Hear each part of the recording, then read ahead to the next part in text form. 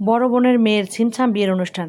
তো বিয়েটা কীভাবে ছিমছামভাবে ঘরোয়া উপায়ে পরিবারের লোকজনকে নিয়ে কীভাবে কি সম্পন্ন হলো, সেখানকার সুন্দর সুন্দর মুহূর্ত, বরকনের সুন্দর সুন্দর মুহূর্ত, এবং বাড়িতে আমি সারাদিন কী কী করলাম, কীভাবে গেলাম, সমস্ত কিছু কিন্তু এই ভিডিওতে দেখানো হবে। হ্যালো বন্ধুরা, কেমন আছেন সবাই?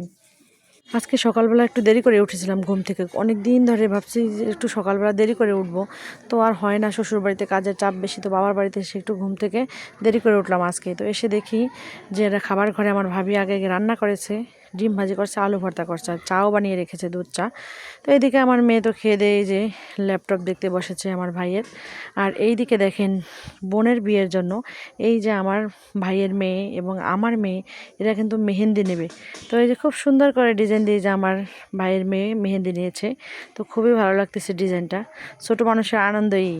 এই দিকে আমার ভাবি দেখেন, আমার ভাইয়ের ছেলে, এই যে আমরা বুড়ো বুড়ো সব কিন্তু এই যে গজা খেতে বসেছি। আমার ছোট কাকা এই যে তালের গজা কেটে কেটে দিচ্ছে। আমার কাকা কিন্তু খুব সুন্দর করে কাটতে পারে, এই জন্য আমার মা আমার কাকাকে বলছে কেটে দিতে, আর আমার মা আমার এই কাকাকে দায়িত্ব দিয়েছি। তো তালের গজা খেতে কিন্তু খুবই ভালো লাগে, আর গ্রামের দৃশ্য আর এইসব সুন্দর সুন্দর খাবার কিন্তু খুবই এবার মিস করি। কবি বুঝবা না, তুমি যখন ওখানে ভর্তি হবে তখন কবিতা লেখে।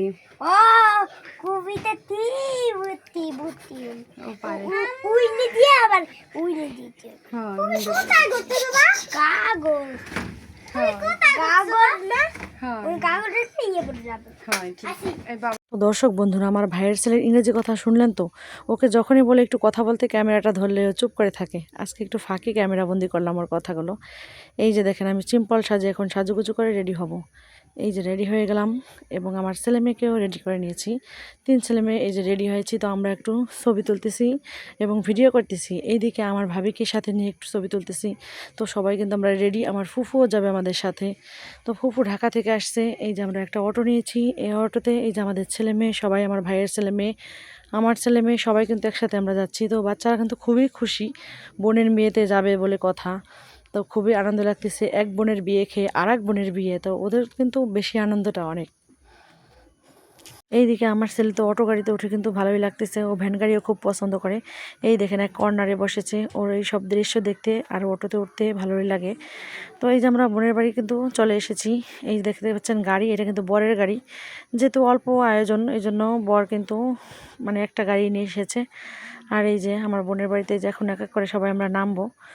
তো ওই যে বাচ্চা কাচ্চা কিন্তু খুবই ভালো লাগতেছে ওদের আনন্দ দেখে। আর এই যে আমার মা, ফুফু, তারপর আমার 2 ভাইয়ের বেটি, বাড়ির পাশে আমার ভাবি, সবাই কিন্তু আমরা এসে গেছি। এই যে আমাদের এক ডাক্তার ভাই দেখেন ইন্টার্নি করতেছে, আমাদের MBBS ডাক্তার হবে আর কয়েকদিন পরে আমার ভাই। তো সবাই দোয়া করবেন আমার ভাইয়ের জন্য, যেন ভালো ডাক্তার হতে পারে। তো এই যে সবাই আমরা কিন্তু এখন ঢুকবো ভিতরে। আমার ননদ সুন্দর সাজুগুজু করে এসেছে, আমরা সবাই কিন্তু এখন ভিতরে যাবো। বিয়ে কিন্তু ছোটোখাটো অনুষ্ঠান করে হলেও কিন্তু লোকের কিন্তু কমতি নেই। আমার বোনের শ্বশুরবাড়ির লোকজন কিন্তু অনেক। বিয়েটা ছোটোখাটো আয়োজনে হলেও মানুষজনের কিন্তু কমতি ছিল না। দেখেন এই যে খাবার দাবারের ব্যবস্থা করা হয়েছে, বরপক্ষের লোকদেরকে খাবার দেওয়া হয়েছে। তো সবার একটু আগ্রহ থাকে বরপক্ষের লোকজনকে দেখার এবং বরকে দেখার। তো আমরাই একটু দেখতে গিয়েছিলাম, তো দেখি যে খাওয়া দাওয়া করতেছে, বরকে তো দেখতেই পেলাম না। তো এই যে আমরা পরিবারের লোকজন একসাথে যে জড়ো হয়ে আছি, আমার ফুফাতো ভাই, তারপরে এই যে আমার ভাইয়ের বেটি এগে নিয়ে। তো এই যে আমরা চলে আসলাম একটু খোলা ছাদে। বিয়ে শাদীর অনুষ্ঠান বলে কথা, আর তো বোনের বিয়ে। দেখেন আমার ভাইয়ের বেটি এই যে ফুল লাগিয়ে, গোলাপ ফুল লাগিয়ে ছবি তুলতেছে। আর এই দিকে দেখেন আমরা উপর থেকে একটু দেখতেছিলাম নিচের কি অবস্থা। এই দিকে কেউ সুপারি কাটতেছিল, আমার এক খালা। এইদিকে আমি আর আমার ননদ একটু ছবি ভিডিও করতেছিলাম। এই দেখেন তুলসী গাছ একটা বেয়ে বেয়ে আসছে নিচের থেকে, এটা তো কত সুন্দর বড় বড় পাতা। দেখেন এটা কি তুলসী জানি না আমি, আপনারা জানলে একটু কমেন্ট করে জানাবেন। আর এই যে আমি আর আমার ননদ তো একটু ঘুরে ঘুরে ভিডিও করতেছিলাম। তো আমার ননদও কিন্তু সেই সাজ দিয়েছিল। আর এই দেখেন বরপক্ষের লোকজনের কিন্তু খাওয়া দাওয়া হয়ে গেছে, এখন আমরা কিন্তু খাবো। তো প্যান্ডেলটা কিন্তু ভালোই সাজানো হয়েছে, ছোটোখাটো অনুষ্ঠান হলেও।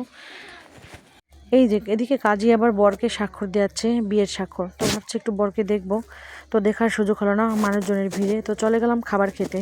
তো কী কী দিয়েছে দেখেন, শোল মাছ। তো আমাদের গ্রামের বিয়েতে কিন্তু শোল মাছ খাওয়ায়, কিন্তু আমাদের বিশেষ করে কোটালি পাড়ার আমার বিয়েতেও কিন্তু শোল মাছটা খাওয়ানো হয়েছিল।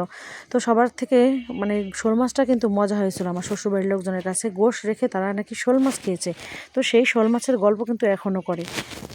আমাদের গ্রামের বিয়েতে এই একটা মজা যে মাছ কিন্তু খাওয়াবেই, যে মাছ হোক না কোনো একটা মাছ কিন্তু থাকবেই গোশের পাশাপাশি। তো আরও রোস্ট দিয়েছিল, গরুর মাংস, ফিন্নি সবাই কিন্তু ছিল, সাথে সেমনাপও দিয়েছিল।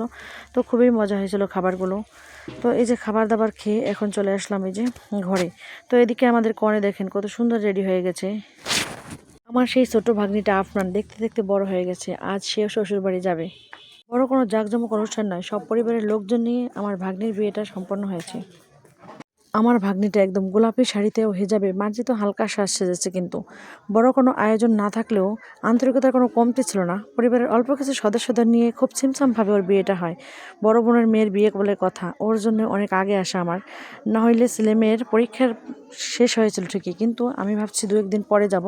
তো আমার বড় বোন ফোন দিয়ে বলছে যে তুই খালা না আসলে তো হবেই না, তুই 2 দিন আগে থেকেই আয়। তো এই জন্যই আমি তাড়াহুড়া করে আমার ছেলে মেয়ের পরীক্ষা শেষে আমি বাবার বাড়িতে চলে আসলাম। ভাগ্নিকে কনের সাজ দেখে বারবার ওর ছোটবেলার কথা মনে পড়েছিল, কত কোলে নিয়ে ঘুরছে ওকে। আমাদের আদরের ভাগ্নি ছিল আফনান। আর আমি খালা হিসেবে আমার ভাগ্নির সাথে কয়েকটা ছবি তুলে স্মৃতি হিসেবে রেখে দিলাম। এইদিকে তো কনেকে বিদায়ের পালা, আমার বোন তো কান্নাকাটি করে একাকার করতেছে, মেয়ে চলে যাবে। এদিকে আমারও মন খারাপ, সবার কিন্তু মন খারাপ। ভাগ্নি তো আমার তো পড়বেই। আর এই যে দেখেন নিয়ে চলে গেল আমাদের মেয়েটাকে, খুবই খারাপ লাগতেছে। ওদের জন্য সবাই দোয়া করবেন, এই নবদম্পতির জন্য সুখে থাকে, ভালো থাকে। আর এদিকে আমার ননদও কিন্তু বিদায় নিয়ে চলে যাচ্ছে আমার শ্বশুরবাড়িতে, যেহেতু ওর একার সংসার রেখে আসছে। আমার ভাই এবার আগায় দিতে যাচ্ছে। তো আজকে এই পর্যন্তই, সবাই ভালো থাকবেন, আল্লাহ হাফেজ।